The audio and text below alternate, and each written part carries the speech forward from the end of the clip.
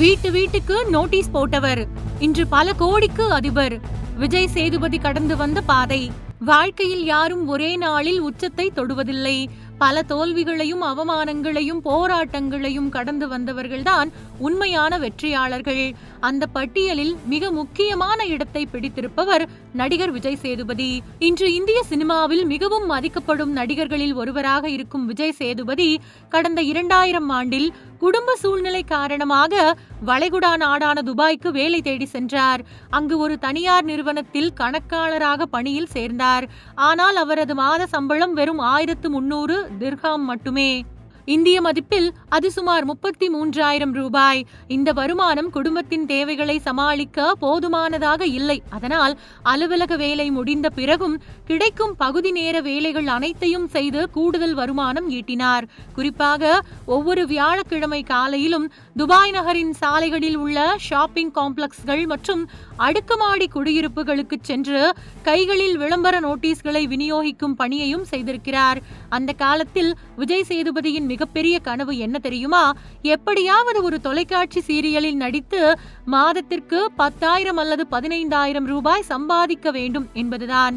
அந்த பணத்தில் ஒரு பழைய கார் வாங்க வேண்டும், ஒரு சாதாரண அடுக்குமாடி வீட்டை வாங்க வேண்டும். அதுவே அவரது வாழ்க்கையின் மிகப்பெரிய இலக்காக இருந்தது. ஆனால் நடிப்பின் மீது இருந்த தீவிரமான ஆர்வம் அவரை அமைதியாக இருக்க விடவில்லை. துபாயில் இருந்த வேலையை விட்டுவிட்டு அனைத்தையும் துறந்து சென்னை திரும்பினார். சென்னைக்கு வந்த பிறகு வாய்ப்புகள் காத்திருக்கவில்லை. பல திரைப்படங்களில் முகம் தெரியாத கூட்டத்தில் ஒருவராக நடித்தார். பெயரே இல்லாத சிறிய கதாபாத்திரங்களில் தோன்றினார். சில ஆபத்தான காட்சிகளில் மற்ற நடிகர்களுக்கு பதிலாக பாடி டபுளாகவும் நடித்தார். கடினமான உழைப்பை ஒருபோதும் தவிர்க்கவில்லை. அந்த விடாமுயற்சிதான் இன்று அவரை இந்திய சினிமாவின் முன்னணி நடிகர்களில் ஒருவராக உயர்த்தியுள்ளது.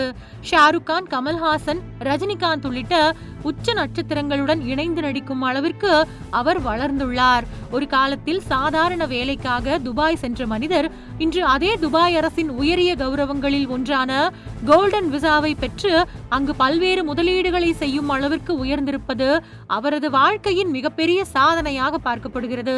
இதற்கிடையில் இன்றும் சென்னையில் வெறும் 1300 சதுர அடி கொண்ட எளிமையான குடியிருப்பில் மனைவி மற்றும் குழந்தைகளுடன் வசித்து வருவதாகவும், தனது வீட்டில் டைனிங் டேபிள் கூட இல்லை என்றும், இன்றும் குடும்பத்துடன் தரையில் அமர்ந்துதான் உணவு சாப்பிடுவதாகவும், புகழும் பணமும் வந்த பிறகும் ஆடம்பர வாழ்க்கையை தேர்வு செய்யவில்லை என்றும் அவர் நெகிழ்ச்சியுடன் பகிர்ந்துள்ளார். துபாயில் சாதாரண கணக்காளராக தனது வாழ்க்கையை தொடங்கிய ஒருவர் இன்று அதே துபாயில் சிவப்பு கம்பள வரவேற்பை பெறும் தமிழ் சூப்பர் ஸ்டாராக உயர்ந்திருப்பது கனவுகளை நம்பி கடுமையாக உழைக்கும் ஒவ்வொருவருக்கும் மிகப்பெரிய உத்வேகமாக உள்ளது.